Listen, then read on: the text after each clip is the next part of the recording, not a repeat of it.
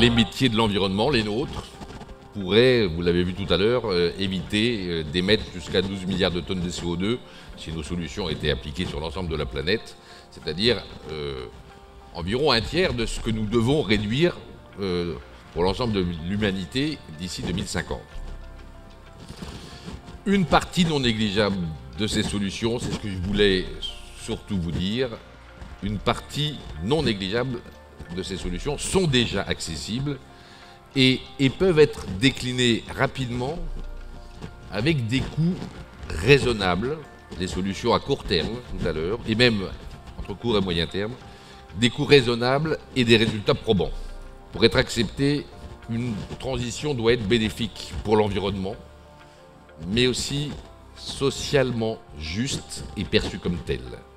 Et nous ne pourrons pas réussir la transition énergétique en négligeant son volet social. On le voit dans notre pays d'ailleurs depuis quelques mois.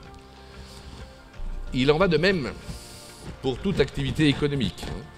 Pour être acceptée, une activité économique doit aussi être juste et écologique et perçue comme telle par 6 parties prenantes. Et ça nous ramène à la raison d'être que je vous exposais en début de matinée, c'est-à-dire à expliciter à qui, en quoi et comment une politique ou bien une entreprise comme Veolia, en quoi elle est utile.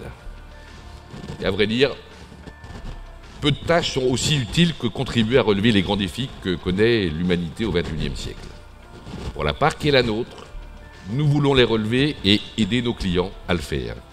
C'est aussi cela que nous avons voulu vous montrer en passant au crible cette large gamme de solutions efficaces.